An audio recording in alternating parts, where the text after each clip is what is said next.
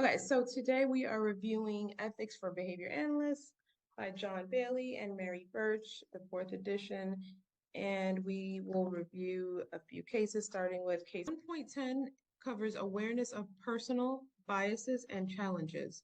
Behavior analysts maintain awareness that their personal biases or challenges, for example, mental or physical health conditions, legal, financial, marital/relationship challenges, may interfere with the effectiveness of their professional work.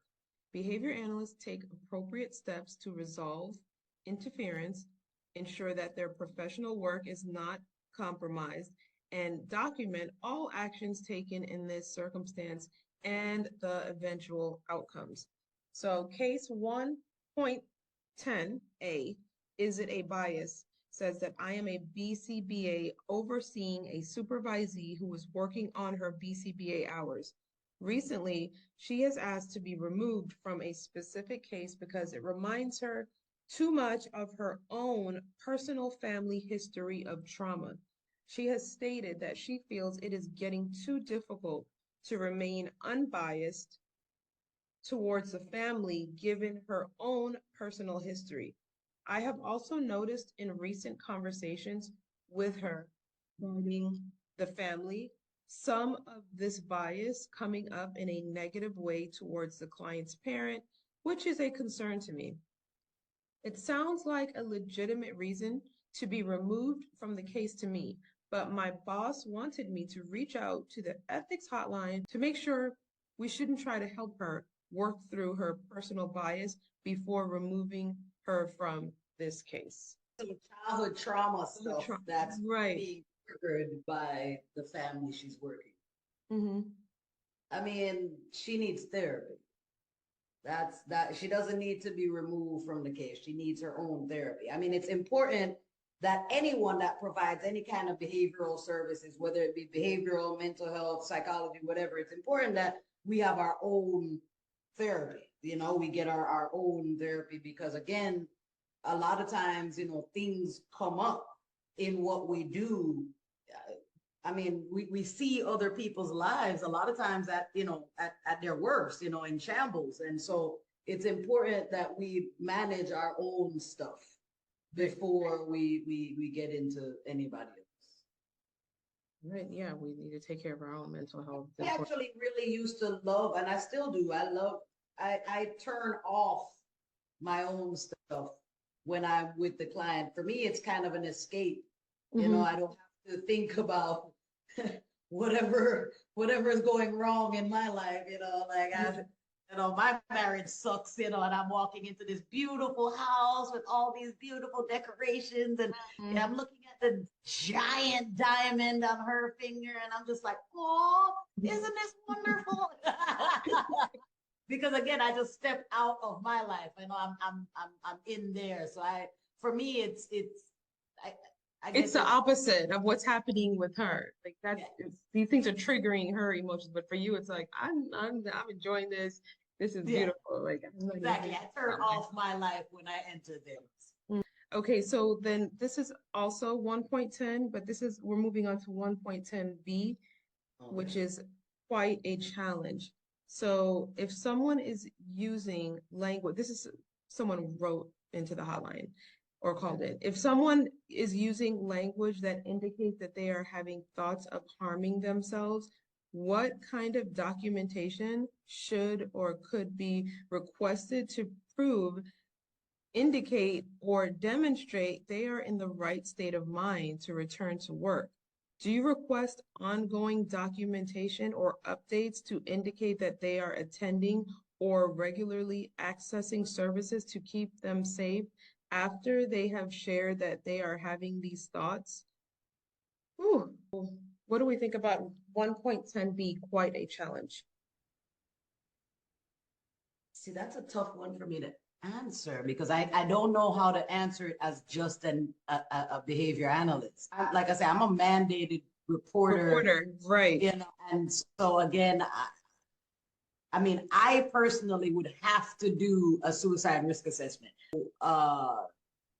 Wow. I think the most important thing here, if you're a behavior analyst, just a behavior analyst, and you hear a client or stakeholder, because it could be like a client or a caregiver, that mentioned those sorts of things.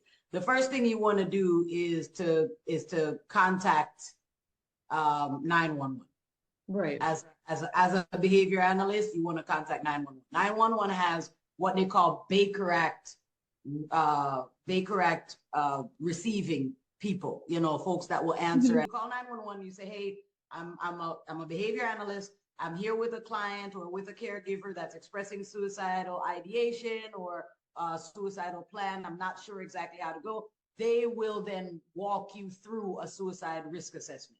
A suicide risk assessment pretty much goes through ideation. So have you thought about it? When was the last time you thought about it? How regularly you thought about it? And then have you made a plan? So it's ideation, plan, and then intent, and then any protective factors. Also, that's why. So again, if you're any kind of professional that's working, you could be a massage therapist and somebody tell you that they're thinking of killing themselves. And you don't say anything, somebody's family member can come back and sue you for wrongful death because you didn't notify anyone. Alrighty.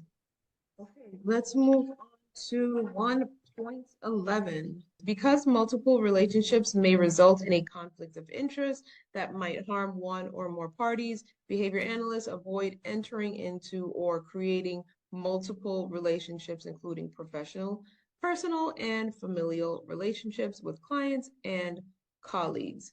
Okay, so 1.11, let's see what's going on. 1.11. Conflict of interest goes to school. The public school system my children attend has employed a BCBA that they have labeled as a consultant. He does little to nothing for the children in the school system, from what I can tell. Yet he is recommending to parents in a roundabout way that their children need clinical services. He says he will suggest an appropriate place and then points out a local agency the children could attend. His his private practice. Oh, Some of the students who allegedly need the services are pulled out of the school system for up to half of the school day and are then seen at his clinic, of course. The parents foot the bill. oh. This just seems wrong to me, and this must be some sort of ethical violation. Can I file a complaint with the BACB? Uh, Um, yeah, absolutely. I mean, if he is a BCBA, or because I mean, a lot of these behavior consultants aren't actually BCBAs.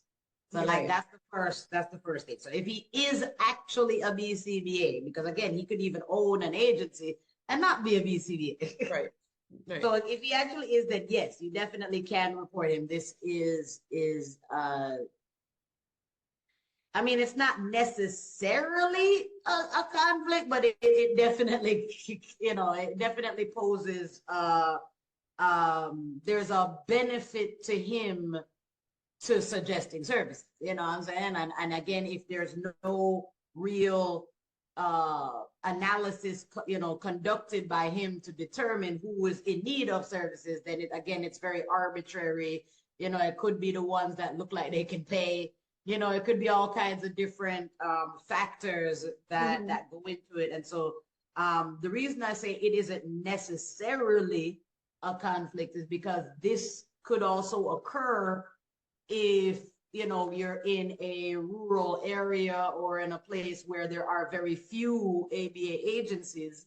The school, they may very well have a consultant from the only or one of the only local agencies come to consult and provide information or provide services at the school or with the students. But again, there would have to be significant documentation, showing the need for services, the way that they were each tested and analyzed, all of the factors, and there would really need to be like no cost to the parents either. You know, either, you know, getting it through insurance or being a part of the educational funding source. Right. Yeah. Alrighty. Alrighty. So that is it for today.